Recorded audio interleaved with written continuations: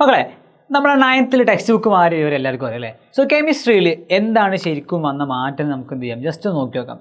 ചിലപ്പോൾ ഈ വീഡിയോ കണ്ടാൽ നിങ്ങൾക്ക് ഭയങ്കരമായിട്ട് എന്ത് ചെയ്യാം, സമാധാനം വരാം. കാരണം എന്താ വെച്ചാൽ പലരും പറഞ്ഞു വരുത്തുന്നത് എന്താണെന്ന് വെച്ചാൽ കെമിസ്ട്രി അതേപോലെ തന്നെ ബാക്കി സബ്ജക്റ്റുകളൊക്കെ ഭയങ്കര ടൈറ്റായിട്ട് മാറിയിട്ടുണ്ട് അല്ലേ. എന്തൊക്കെയോ ഭയങ്കര +1 എന്നോ +2 എന്നോ എന്തൊക്കെ വന്നിട്ടുണ്ടെന്ന് പറയുന്നുണ്ട്. സോ നമുക്ക് എന്ത് ചെയ്യാം, ആധികാരികമായി നോക്കാം. എടാ നമുക്കറിയാം അല്ലേ, നമ്മുടെ ചാപ്റ്റേഴ്സിൻ്റെ പേര് നിങ്ങൾ നോക്കിയൊന്നും അറിയില്ല. നോക്കി നോക്കാം. എടാ ഒന്നാമത്തെ ചാപ്റ്റർ മക്കളെ, ഇത് പുതിയ ടെക്സ്റ്റാണ്. പുതിയ ടെക്സ്റ്റിൽ ഒന്നാമത്തെ ചാപ്റ്റർ സ്ട്രക്ചർ ഓഫ് ആറ്റമാണ്. പഴയ ടെക്സ്റ്റ് നിങ്ങളിപ്പോൾ മൈൻഡ് ചെയ്യേണ്ട ആവശ്യമൊന്നുമില്ല, എന്നാലും ജസ്റ്റ് കണ്ടിരിക്കുക. സ്ട്രക്ചർ ഓഫ് ആറ്റം തന്നെയായിരുന്നു എന്ത് നമ്മുടെ ചാപ്റ്ററിൻ്റെ പേര്. ഇനി നോക്കാം. അവിടെ രണ്ടാമത്തെ ചാപ്റ്റർ പുതിയ ടെക്സ്റ്റ് ബുക്കിൽ സെക്കൻഡ് ചാപ്റ്റർ പീരിയോഡിക് ടേബിൾ എന്നായിരുന്നു. അത് അവിടെ 4ാമത്തെ ചാപ്റ്റർ ആയിരുന്നു. നോട്ട് ചെയ്യണേ. അടുത്തതോ കെമിക്കൽ ബോണ്ടിങ് എന്ന ചാപ്റ്റർ ഉണ്ട്. നമ്മുടെ തേർഡ് ചാപ്റ്റർ ആയിട്ട് ന്യൂ ടെക്സ്റ്റ് ബുക്കിൽ ഇവിടെയോ കെമിക്കൽ ബോണ്ടിങ് ഉണ്ടെങ്കിൽ സെക്കൻഡ് ചാപ്റ്റർ ആയിട്ട്. അതേപോലെ തന്നെ redox reactions and rate of chemical reactions അങ്ങനെ ഒരു ചാപ്റ്റർ ആയിരുന്നു തേർഡ് ചാപ്റ്റർ ഉണ്ടായിരുന്നത്. എങ്കിൽ അതിവിടെ 4ാമതായിട്ടും കൊടുത്തു. ഓക്കെ, അപ്പം നിങ്ങൾ മനസ്സിലാക്കേണ്ട കാര്യം ചാപ്റ്ററിൻ്റെ ഓർഡർ ഒന്ന് റീഅറേഞ്ച് ചെയ്തു. ഒന്നാമത്തെ കാര്യം അതുകൊണ്ട് പ്രത്യേകിച്ച് ഒന്നും വരല്ല, നമ്മൾ പഠിക്കുന്ന ചാപ്റ്റേഴ്സ് തന്നെയാണ്. ചാപ്റ്ററിൻ്റെ പേര് പോലും ചെറിയ മാറ്റങ്ങൾ മാത്രമേ വന്നിട്ടുള്ളൂ. എസ്പെഷ്യലി തേർഡ് ചാപ്റ്ററിന് മാത്രമേ പേരിൽ മാറ്റം വന്നിട്ടുള്ളൂ. നമ്മൾ നേരെ ഒന്നാമത്തെ ചാപ്റ്ററിൽ എന്താണ് മാറ്റം വന്ന് നോക്കുകയാണെന്നുണ്ടെങ്കിൽ ആ ചാപ്റ്ററിൽ മെയിനായിട്ട് സ്ട്രക്ചർ ഓഫ് ആറ്റം എന്നുള്ള ചാപ്റ്ററിൽ മെയിനായിട്ട് ആദ്യമായിട്ട് ഡാൾട്ടൺസ് അറ്റോമിക് മോഡൽ നന്നായിട്ട് അവിടെ പറഞ്ഞിരുന്നു. ഡാൾട്ടൺസ് അറ്റോമിക് തിയറി വളരെ വിദഗ്ധമായിട്ട് വളരെ എക്സ്പ്ലെയിൻ ചെയ്തിട്ട് അവിടെ പഠിക്കാനുണ്ടായിരുന്നു പഴയ ടെക്സ്റ്റ് ബുക്കിൽ. നിങ്ങൾ ഇതൊന്നും പഠിക്കേണ്ട ആവശ്യമില്ല, ഇത് നമ്മുടെ പുതിയ ടെക്സ്റ്റ് ബുക്കിൽ പറയുന്ന പോലുമില്ല. ഓക്കെ അല്ലേ. സോ അങ്ങനെ നോക്കുമ്പോൾ ഒരു ഭാഗം കട്ട് ചെയ്ത് പോയി. ഇനി ഇത്തരത്തിലുള്ള കുറേ സയൻറ്റിസ്റ്റുകളുടെ കുറേ കണ്ടെത്തലുകൾ എന്ത് ചെയ്യുന്നുണ്ടായിരുന്നു, നമ്മുടെ ആ ചാപ്റ്ററിൽ പഴയ ടെക്സ്റ്റ് ബുക്കിൽ എന്ത് ചെയ്യുന്നതായിരുന്നു, ഡിസ്കസ് ചെയ്യുന്നുണ്ടായിരുന്നു. പക്ഷേ ഇതൊന്നും ഇപ്പോൾ പറയുന്നില്ല എന്ന് മാത്രമല്ല, ഇതിൽ വെറും ഒരു 2-3 പേരുടെ കണ്ടെത്തലുകൾ ഡീറ്റെയിൽഡായിട്ട് നമ്മൾ പഠിക്കുകയാണ് പുതിയ ടെക്സ്റ്റ് ബുക്കിൽ. അതായത് വില്യം ക്രൂക്കേഴ്സിൻ്റെ ഈ പറയുന്ന ഡിസ്ചാർജ് ട്യൂബ് എക്സ്പെരിമെൻറ്റ് മുഖേന അദ്ദേഹം ചെയ്ത കുറേ പരീക്ഷണങ്ങളുണ്ട്. അത് നമ്മൾ പഠിക്കുന്നുണ്ടായില്ല. ക്ലിയറായും മനസ്സിലാക്കണേ. അപ്പോൾ ചില ശാസ്ത്രജ്ഞന്മാരുടെ ചില കണ്ടെത്തലുകൾ മാത്രം നമ്മൾ ഡീറ്റെയിൽഡ് ആയിട്ട് എന്ത് ചെയ്യാണ്, പഠിക്കുകയാണ്. അപ്പോൾ നമുക്ക് മനസ്സിലാക്കാൻ പറ്റും കുറേ പേരെങ്ങനെ വെറുതെ വൈഡ് വെറൈറ്റി പഠിക്കുന്നതിന് പകരം സ്പെസിഫിക് ആയിട്ട് 1-2 പേരെ പഠിക്കുകയാണ്. ക്ലിയർ ആയില്ലേ. സോ മാത്രമല്ല ഗോൾഡ് സ്റ്റീൻ എന്ന് പറഞ്ഞ ശാസ്ത്രജ്ഞൻ്റെ കണ്ടെത്തലുകൾ എന്ത് ചെയ്യുന്നുണ്ട്, പറയുന്നുണ്ട്, വ്യക്തമായിട്ട് പറയുന്നുണ്ട്. നേരത്തെ പറഞ്ഞതുമായിട്ട് കണക്ഷൻ ഉണ്ട്.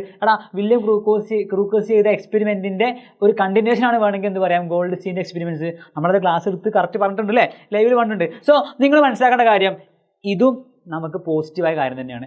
അടുത്തതായിട്ട് നമ്മൾ എന്ത് ചെയ്യുന്നുണ്ട് മക്കളെ, ജെ തോംസന്റെ കണ്ടെത്തലുകൾ പറയുന്നുണ്ട്. നീൽസ് ബോറിൻ്റെ അല്ലേ, നമ്മളൊക്കെ ഇപ്പോഴും അത്യാവശ്യം നല്ല രീതിയിൽ തന്നെ ഫോളോ ചെയ്യുന്ന ബോർ ആറ്റം മോഡലിനെ കുറിച്ച് പറയുന്നുണ്ട്. ജെയിംസ് ചാഡ്വിക്കിൻ്റെ കണ്ടെത്തലുകളൊക്കെ പറയുന്നുണ്ട്. സോ ഇത്തരത്തിൽ നമ്മൾ അവസാനം പറഞ്ഞ ഈ 2-3 ശാസ്ത്രജ്ഞന്മാരുടെ കണ്ടെത്തലുകൾ വ്യക്തമായിട്ട് നമ്മൾ പഠിക്കുന്നുണ്ട്. സെക്കൻഡ് ചേഞ്ച് ഇനി ഏണസ്റ്റ് റൂദർഫോർഡ് നടത്തിയ ഈ ഒരു എക്സ്പെരിമെൻറ്റ് കഴിഞ്ഞ ടെക്സ്റ്റ് ബുക്കിൽ ജസ്റ്റ് പേര് മാത്രം പറഞ്ഞ് ഒരു ചിത്രം മാത്രം കൊടുത്തിട്ട് പോയതാ അല്ലേ, ആൽഫ റേ സ്കാറ്ററിങ് എക്സ്പെരിമെൻറ്റ്. ഈ പുതിയ ടെക്സ്റ്റ് ബുക്കിൽ എന്തുകൊണ്ട് അങ്ങനെ സംഭവിച്ചു, ആൽഫ റേ സ്കാറ്ററിങ് എക്സ്പെരിമെൻറ്റ് ചെയ്തപ്പോൾ എന്തൊക്കെയാണ് ഉണ്ടായത്, അതൊക്കെ വ്യക്തമായിട്ട് പറയുന്നുണ്ട്. ക്ലിയർ ആയോ. അവസാനമായിട്ടല്ല സെക്കൻഡ് ചാപ്റ്റർക്ക് നോക്കുകയാണെന്നുണ്ടെങ്കിൽ പീരിയോഡിക് ടേബിളിൻ്റെ ചാപ്റ്റർക്ക് നോക്കുകയാണെന്നുണ്ടെങ്കിൽ മക്കളെ കഴിഞ്ഞ ടെക്സ്റ്റ് ബുക്കിൽ പഴയ ടെക്സ്റ്റ് ബുക്കിൽ നമ്മുടെ ഇത്തരത്തിൽ ആദ്യമായിട്ട് വർഗീകരണം നടത്തിയ ആദ്യമായിട്ട് ക്ലാസിഫിക്കേഷൻ നടത്തിയ ആളുകളെ കുറിച്ച് പഠിച്ചിരുന്നു. അതായത് ഡോബറൈനർ, ന്യൂലാൻഡ്സ് അല്ലേ, ഡോബറൈനറുടെ ട്രയാഡ്സ്, ന്യൂലാൻഡ്സിൻ്റെ ഒക്ടേവ്സ് എന്നൊക്കെ പറഞ്ഞ് പഠിച്ചിരുന്നു. പക്ഷേ ഇപ്പം എന്തില്ല, അതിനെക്കുറിച്ചൊന്നും മെൻഷൻ ചെയ്യുന്നില്ല. നേരെ എങ്ങോട്ടേക്ക് പോവാണ്, മെൻഡലീവിനെ കുറിച്ച് പറയുകയാണ് പുതിയ ടെക്സ്റ്റ് ബുക്കിൽ. അപ്പോൾ ആരാ മെൻഡലീവ്? നമ്മൾ പഠിച്ച പോലെ തന്നെ പീരിയോഡിക് ടേബിളിൻ്റെ ഒരു ഫാദർ എന്ന് വേണമെങ്കിൽ പറയാം. അപ്പോൾ ആദ്യമായിട്ട് പീരിയോഡിക് ടേബിൾ ഉണ്ടാക്കിയ ആളാണ് ആര്, മെൻഡലീവ്. അത്തരത്തിൽ അദ്ദേഹത്തെക്കുറിച്ച് ജസ്റ്റ് ഒന്ന് മെൻഷൻ ചെയ്തിട്ട് എന്ത് ചെയ്യാണ്, നേരെ പോവുകയാണ് എങ്ങോട്ട്, ഹെൻറി മോസ്ലിയുടെ പുതിയ ഇപ്പോഴൊക്കെ നമ്മൾ ഫോളോ ചെയ്യുന്ന പീരിയോഡിക് ടേബിളിലേക്ക് നേരെ പോവുകയാണ്. എന്നിട്ട് അതിങ്ങനെ എക്സ്പ്ലെയിൻ ചെയ്യുകയാണ്. മാത്രമല്ല പിന്നെ നോക്കുമ്പോൾ എന്താ അവസ്ഥ, ബാക്കിയെല്ലാം സെയിമാണ്. മനസ്സിലായോ. ബാക്കിയെല്ലാം ടെക്സ്റ്റ് ബുക്കിൽ പഴയ ടെക്സ്റ്റ് ബുക്കിൽ ഇവിടുന്ന് അങ്ങോട്ട് ബാക്കി നമ്മൾ ഈ ചാപ്റ്ററിൽ സെക്കൻഡ് ചാപ്റ്ററിൽ പീരിയോഡിക് ടേബിളിൻ്റെ ചാപ്റ്ററിൽ ബാക്കിയെല്ലാം സെയിം. അപ്പോൾ വലിയ ചേഞ്ചസ് ഒന്നും ഇല്ലടാ. സത്യം പറഞ്ഞാൽ ഒന്നാമത്തെ ചാപ്റ്ററിൽ എന്താ ഉണ്ടായത്, കുറേ ഭാഗം കട്ട് ചെയ്തിട്ട് ചില ശാസ്ത്രജ്ഞന്മാരുടെ കാര്യങ്ങൾ മാത്രം എസ്പെഷ്യലി ഡിസ്ക്രൈബ് ചെയ്ത് പറഞ്ഞു.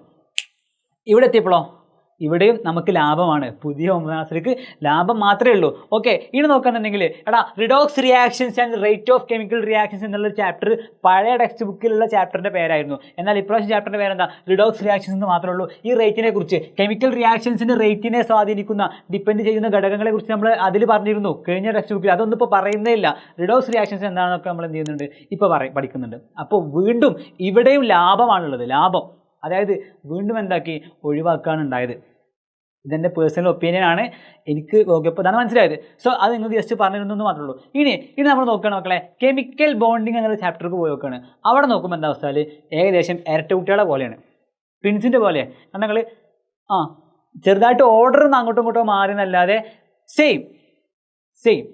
ഓക്കെ, അതാണ് ഉണ്ടായത്. ഓക്കെ അല്ലേ? യെസ്. അങ്ങനെ നോക്കുമ്പോൾ ഇതാണ് മെയിൻ ചേഞ്ചസ് മാത്രം. ഓക്കെ, ഇതാണ് മെയിൻ ചേഞ്ചസ്. വേറെ ഒരു ചേഞ്ചും ഞാൻ നോക്കിയപ്പോൾ കണ്ടില്ല. അപ്പോൾ സത്യം പറഞ്ഞാൽ നമ്മൾ മനസ്സിലാക്കേണ്ട ഒരു കാര്യം എന്താണെന്ന് വെച്ചാൽ കുറേ കാര്യങ്ങൾ കട്ട് ചെയ്ത് പോയിട്ടുണ്ട്. അതായത് ഒരു സർഫസ് ലെവലായിരുന്നു നേരത്തെ ഉണ്ടായിരുന്നത്. അതായത് കുറേ ആളുകളെ കുറിച്ച് പഠിച്ച് കുറേ കാര്യങ്ങൾ അടിച്ചു പരത്തി പഠിക്കുന്നതിന് പകരം 1, 2, 3 പോയിന്റ്സ് നമ്മൾ വ്യക്തമായിട്ട് പഠിക്കുന്ന രീതിയിൽ, ആ കാര്യങ്ങൾ കറക്റ്റ് ഡൗട്ടില്ലാതെ പഠിക്കുന്ന രീതിയിലാണ് പുതിയ ടെക്സ്റ്റ് ബുക്കിൻ്റെ ഒരു ഓർഗനൈസേഷൻ. എനിക്ക് പേഴ്സണലി വളരെയധികം ഇഷ്ടപ്പെട്ട ടെക്സ്റ്റ് ബുക്കാണ് പുതിയ ടെക്സ്റ്റ് ബുക്ക്. അതിൽ കൺസെപ്റ്റുകൾ വളരെ ഓർഗനൈസ്ഡ് ആണ്. മാത്രമല്ല അതിൻ്റെ ഒരു ലുക്കും കാര്യങ്ങളൊക്കെ നിങ്ങൾ നോക്കിയിട്ടുണ്ടാവും, ഒക്കെ കിട്ടിയിട്ടുണ്ടാവില്ലേ? അടിപൊളിയാണ് മക്കളെ, അടിപൊളിയാണ് സീരിയസ്ലി. സോ എന്ത് ചെയ്യുക, പക്കയായിട്ട് പഠിക്കുക. നമുക്ക് എന്ത് ചെയ്യാം, ഒന്നിച്ച് പഠിച്ചെടുക്കാം. All the best.